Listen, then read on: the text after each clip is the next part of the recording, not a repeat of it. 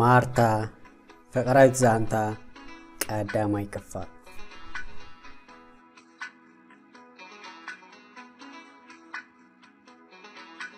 ፍጥር ክትብል ብሕንቃቃ ማንከይ ከልዓለት ኣብያ እምበር ከነፍሶ ከፍ ናይ ገዝኦም ነገር ካብቲ ዝደቃቃ ክሳብቲ ዝዓብየ ብሰራሕተኛ ስለዝስራሕ ህሳስ ልደስ ስለዝኮነት ዝያዳ ሓለፋ እንዳተገርበላውን ኣብያ ንሱ ጥራሕ ዘይኮነውን ኣብ መንጎ ወዳት በይና ጓል ስለዝኮነት የሕዋታ ከእምብሌን ዓይኖም ጠሚቶም ዝከናኸንዋ እዝን ወዲ ከምዝን ምስቲ ትኽደኖ ዘመን ኣምጾ ኣልባሳት ዳርጋ ኣብ ማዓኮራ ዝበፅሕ ፀጉራ ምስቲ ቅሕ ዝበለ ገፃ ተደማሚሩ ዝኾነ ወዲ ደፊሩ ክላለያ ዘይሕሰብ እዩ እምበር ከእዚኣ ትመስል ደኣ ክሳዕ ሕጂ እንታይ ኢላ ብዘይ ኣርኪ ክትጸንሕ ገሊኦም ቀደም ቦግ ኣቢሎም ኣሎ ዝብል ኣተሓሳሰባ ስለዝሕዞም ብከመይ እንከኣ መልክዓት ኣለደ ዝበሃላ ብቀሊሉ ኣፍቃሪ ክሕዛ ጽገማ ኮይኑን ይጥቀም ኣይጥቀም ብዘይገድስ ዝኾነ ደፊሩ ዝቀረበን ወዲ ብቀሊሉ ክእወተለን ዝኽእል ከም ውፅኢቱ ከዓ ዕድለኛ እንተኮይና ጥዑይ ፍቅሪ ትምስረት እንተዚ ኮይና ግና ከምተን ዝበዝሓ ምልኩዓት ፍቅራ ኣብ ሕፃ ስለዝነደቅ ሃደሽደሽ ንኽብል ጊዜ ዘይወስድ ሽዑ ገሊኤን መልክዕባ እንተ ዝሕሎኒ ነይሩ ይብላ ንሰን ግና መሳኺን ንመልክዐን ይረግማ በቲ ገዛውታ ምናልባት ብእግራ እንተ ተዛዊራ ዋላውን ኣብ ዝኸለቶ ዋኒኖም ረሲኦም ፈዚኦም ዝጠመንተዋ ኮይኑ ግና በጌጋ ደፊሩ ክዛረባ ዝሓስብ ወይ ዝፈተነ ሰብ ኣይነበረን ንሳ እውን እቲ መጀመርታ እኳ የሰክፋ እንተነበረ የግዳስ ድሕር ጊዜ ስለዝመለቶ ቅጭጭ ኣይብላን እዩ ነቲ ነዊሕ ፀጉራ ናብዝን እንዳበለት ምስ ሓለፈት ኩሎም ናብ ጉዳይ ይምለሱ ከም ኣመላ ንፋስ ክትወስድ ኢላ ኣጋምሸት ናይ ገዛ ክዳን ተኸዲና ንኾነ ንኣይ እምበር ናይ ገዛ ክዳን ንገልኤንሲ ኣነ ዝበለ መዋፂኡ ኢዳ ኣምና ዕለዋ ጅባ ኤትያ ሸና እንዳበለት ከላ ማርታ ዝብል ድምፂ ንድሕሪት ቁልሕ ከም ትብል ዝገበራ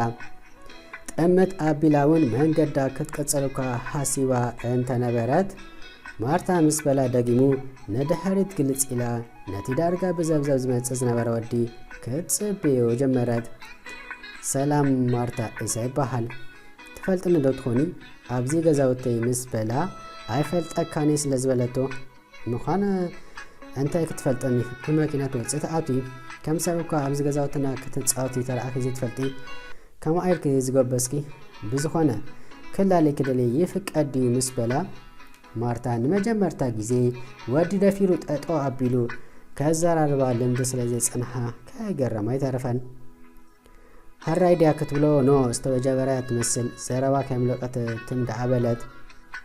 ወዲ ብቀደም እውን ዘለዎ ድፍረት ኣቕሙ ኣኻኺቡ ስለዝመፀ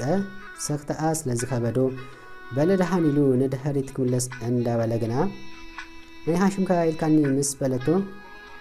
ሃብታም ደኣ ንኣና እንታይ ከም ሰብ ክትቆፅኹና ኤሳው ኢለዶ ኣይተላለኹን ቅድሚ ሰከልታት እንዳበለ ምስ ውሽጡ ኤሳው ይበሃል ምስ በላ ፅቡቕ ሌላ ኤሳው ሽመይ እኳ ድሮ ፀብኢኻ እንዲኻ ኢላ ብደው ገዲፋቶ መንገዳ ቀፀለት በቲ ሓደ ንክዛረባ ዕድል ስለዝረኸበ እንተተሓገሶ ከዓ በቲ ሓደ ግና ከምዚ ዝነዓቐቶ ስለዝመሰሎ በጣም እንዳበል ኣስተማሲሉ ንድሕሪት ተመልሰ ማርታ ግና ዋላ ደኣ ካብ ኤሳው ትፈለደ እምበር ብዛዕባኡ ከም ሕሳብ ኣየቋረፀትን ትባላ እንስሳ እንክትመስል ነዛ ክቐርብዋ ዘይስከፉ ደፊሩ መፂ ብምዝራቡ ከይተደነቐት ኣይተረፈትን ናብራ ኤሳው ብግምጥልሽ እዩ ኣብ ሓደ ዓለም እንዳነበርካ ከለኻ ክልተ ጫፋት ህይወት ዓለም ፍትሓዊት ኣይኮነትን ክበሃል ናይዞም ክልተ ናብራ ክትርአ ከለኻ እዩ ኤሳው ምስ ኣርባዕተ ኣሕዋቱ ኣብ ክንዲ ሰፈር ረጋቢት ትኸውን ገዛ ተጨቃጭቆም ዝነብሩ እታ ገዛ ብምሄር ምፅባባ ምግናን ካይኮን ዳ እምበር ፍርቂ እግሮም ዳርጋ ደቂ ዝሓድር ኮይኑ ግና ተቐዲሑ ዘይውዳዕ ፍቕሪ ስኒት ኣለዎም ካልእ ሲትረፍ መኣዲ ክቐረቡ ከሎ ከብዮም ኣብ ሓንቲ ሸሓኒ ዝበልዑ በቲ ኮይኑ በቲ ኤሳው እዚ ናብራ እዚ ብጣዕሚ ስለዘሰልቸዎ ብገለ ገይሩ ካብቲ ዘለዎ ህይወት ክወፅእ ወትሩ ከም ዝሓሰበ እዩ ኮይኑን ሓሳባት እንዳንከባለለ ከሎ ዝመፅእ ነገር እንተ ነይሩ ነታ ደጋጊሙ ዝሰምዓ ጎቦኩን ወይ ምስ ጎቦ ተጸጋዕ ምስላ መዛዘሚ ሓሳቡ ዝገበራ ስለ ዝኾነ መጸገ ኢሉ ዝሓሰባ ሰብ እንተ ነራ ማርታ ጓል ገዛውተያ ንብዙሕ ግዜ ብደቂቅ ክከታተላ ፈቲንዩ ምስ ዝኾነ ወዲ ብጌጋ ክትከይድ ርእይዋ ኣይፈልጥን እዝን ወዲ ከምዝን ቀልጢፉ ከምቲ ዝሓሰቦ ንከላለያ አንጊፅዎ እዩ ስሕት ኢላ ክትሓልፍ ከላ ጎዩ የርክባ ምሽ ሽዑ ስለ ዝፈራሕ ከምዛ ሎምስ ግድን ክላለያለኒ ኢሉ ፈኪሩ ዘይከደ በታ ዝመፃ ሰላሕ ኢሉ ይምለስ ኮይኑ ግና መወዳእቱ ውስጥ ድሕር ክንደይ ንፈጣሪኡ ዘለዎ ድፍረት ክህቦ ለማሚኑ ክላለያ ዝከኣለ ካብታ ዝተላለያ መዓልቱን ልቡ ክትቀስን ኣይከኣለትን ፍቅሪ ሒዝዎ ግና ኣይኮነን እንታይ ደኣ ንሰሙ መላዕታ ደጊሙ እንተረኸባን ብምሕሳብ በዘይ ምቁራፅ በቲ ከባቢ ኣፍ ደጊያ እንተ ተዘዋወረኳ ፈፂሙ ክርያ ስለ ዘይከኣለ እዩ ሰዓታት ቀያይሩ ከም ሕስም እኳ እንተ ተመላለሰ ዋላ ብመኪና ክትወፅእ ኣይረኣያን መወዳእቱ ግና ቆልዓ ልኢኩ ደሓ ክገብር እኳ እንተፈተነ እቲ ቆልዓ ሒዙሉ ዝመፀ ደሓያ ዘይኮነ ርእሱ እንዳሓሰየ ንብዓት እንዳንጠበ ጫጭ እንዳበለዩ እምበርከ እቲ ምዕባይ ሓዋ ካልኣይ ግዜ ማርታ ኢልካ ምስ ትመፅእ ካለ ክትፅበይከይ መዘኻኸሪ ግና ኢሉ ኣጻብዕቱ ዓፂፉ ርእሱ እኳ ኣቢሉ ዘፋንዎ ዋላ እኳ ህርቃን እንተ ተሰምዖ ነቲ ቆልዓ ርእሱ እንዳሓሰየ ኣብ መጻጽዓ ከየሳሕቆ ኣይተረፈን በቲ ሓደ እውን እንኳ በዓለ ኣይከርኩ ዝገደደ ሰበብ እንጻኹን ይረበለ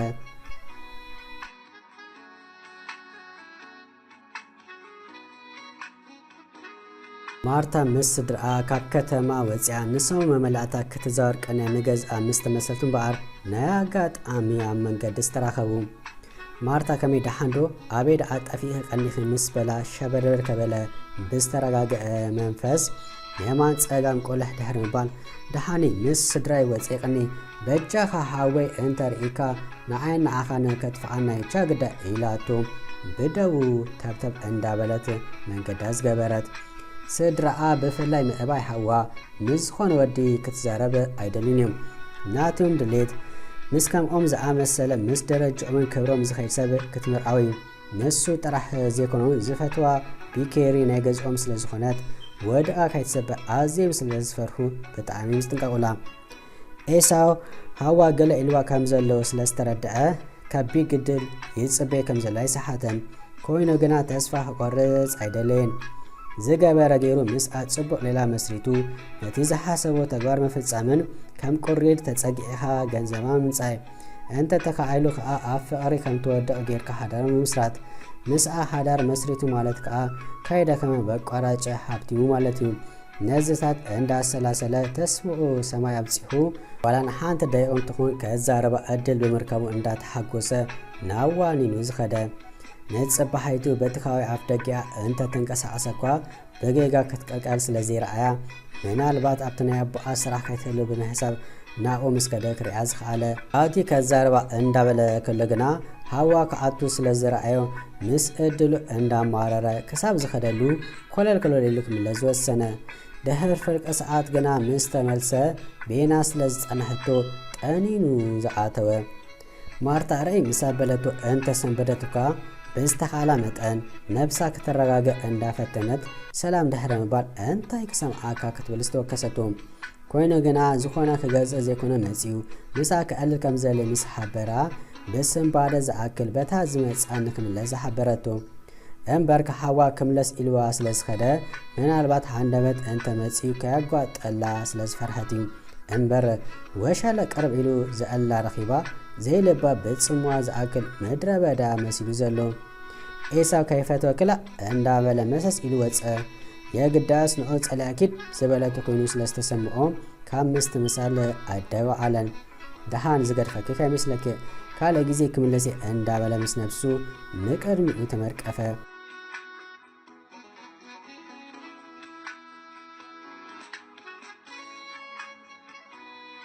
በቃ ካብዛ መዓልቲ ሚንዮ ዕድል ኣብ ዝረኸበሉ ኣብ መንገዲ ዲ ዋላ ናብቲ ደስ ክብላ ከም መዘናግዒት ውዕለሉ ስራሕ እንዳከደ ክዕልላ ብዙሕ ፃዕረታት ኣካይደ ኮይኑ እንድሕር ክንደይ መንገድታት ስለ ዝተከፈተሉ በብቁሩብ እንዳተለማመዱ ዝመፁ ማርታ ንኤሳው ኣይፀልአቱን ዕላላቱ ኣፍ ዘይከድን ብጣዕሚ ተዋዛ ኮይኑ ረኸበቶም ነታ ብጽምዋ ዝኣክለ ዝነጸፈት ኢላ መሲላ ዘላ ሂወታ ጸግአ ኮይኑ ሓጎስ ፈልፊሉ ንክመልኣ ተመነየት ክንዲ ዝኾነ ከዓ ብዕሊ መተዓልታ ከውን ዝተወከሰቶ ዜንሱ ደኣ እንታይ የመላልሰን ነይሩ እንዳበለ ኤሳው ብሓጎስ ተቐበላ ንመጀመርታ ጊዜውን ሻሂ እንዳሰተይ ክዕልሉ ኣብ ካፈ ድሕሪ 5 መዓልቲ ንቐዳም ዝተቋጸሩ ማርታ ብጃካ ምስ ሕዋታ ምስ ካልእ ሰብ ብጌጋ ሻሂ ሰትያ ስለዘይትፈልጥ ሓድሽ ተመክሮ ስለዝኾና ነታ መዓልቲ ብሓንቆታ ክትጽበያ ጀመረት ኮይኑ ግና ዋላ ሓደ ካብ ስድራ ብጌጋ ክሪኣ ከም ዘይብላ ልኦት ጥንቃቐ ክትገብር ከም ዘለዋ ምስ ነብሳ ዝተረዳድአት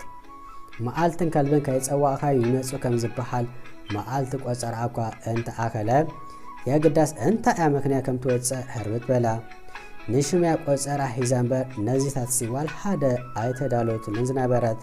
ከተሓሰብ ድሕሪ ምጽናሕ ሓሳብ ስለዝመጽኣላ ሕጉስ በለት ኣብ ገዝኣ ትኽደኖ ክዳን ተኸዲና ገለ ገንዘብ ኣብ ጅባኣ ገይራ መዓፆ ከፊታ ክትወፅእ ክትብል ናበይ ደኣ ደሊኻ ትቆልዓ ምስ በለታ ኣዲኣ ነፋስ ክወስድ ደልየ ስለዝበለታ ኣዲኣ ሸለል ዝጋበዘታ ኮይኑ ግና ኣንፈታ ጠውያ ጠንበርበር እንዳበለት ናብቲ ኣብ ውሽጢ ካፈ ኮፍ ኢሉ ዝጽበያ ዝነበረ ኤሳው ህውስ ዝበለት ኤሳው ቀው ኢሉ ምስ ጠመታ ተሓቢኣ ከም ዝመፀት ክግምተት ይጸገመን ብገወ ልባ ጠጥኦሙ ንኸባቢ ሰዓት ዝኣክል ክኣልብል ድሕሪ ምጽናሕ ግድን ክኸይድ ኣለኒ ስለዝበለቶም ገዛውቶም ሓደ ከለክ ንሱ በበይኑ ናብ ሓደ ኣንፈተ ፋሕ ዝበሉ ኤሳው ናብ ገዝኡ ሰለይ እንዳበለ ምስ ነብሱ ኣብ ዕላል ሒዙ ዝነበረ ቀድሚ ዝኣገረ ቀንዲ ዕላማይ ክገብሮ ዘለኒ ከም ተኣምነኒ ምግባር እዩ ስለዚ ንዝኾነ ነገር ከይተሓወኩ ቀስ ኢለ ብጥበብ ልባ ምውሳድ ሽዑ ድለይተይ ይሓትት ጓል እንተ ፍቂራ እንተ ፈትያ ከዓ ነዲኣ የተሰምዕ ኣቦኣ ዋላ ኣሕዋታ ጀካ ነፍቃሪኣ ወይ ነቲ ኣፍቂራቶ ዘላ ንካልእ ዝኸውን እዝኒ ከም ዘይብላ ዘይሰሓት ሓቂ እዩ ከምዚ ዝርአ ዘለኹ ከዓ ብጥመይ ሰብ ኣፀቦ ተታሒዛ ዘላ ስለዚ ምስኣ ጸገም ኣይክሕሉን እንድዩ ናይቶም ስድራ ነገር ግና ምክባዱ ኣይክተርፍን እዩ ኮይኑ ግና ገንዘባ ንሳን እምበር ካልእ ስለዘይገድሰኒ በዓል ይፍለጡ እዝን ወዲ ከምዝን እንዳሓሰበ ከተረድኦ ገዝኡ ዝበጽሐ ንሎም መዓንቲ ሂዜ ዝመጻኹ ነዚ መስል ነይሩ ከም ቀደምኩም ሓናጽሪቶ ኣብ ታሕቲ ጻሓፉ እቶም ሳብስክራይብ ዘይገበርኩም ሳብስክራይብ ግበሩ እቶም ላይክ ዘይገበርኩም ድሕር ኣለኹም ከዓ ላይክ ግበሩ እንዳበልኩ ብካልእ ትሕዝቶ ክሳብ ንራኸብ ኣብ ዘለኹም ሰላም ቀሳነት ጥዕና ዓወት ኣሳልጦ እንዳተመነኹ ሰሰናይ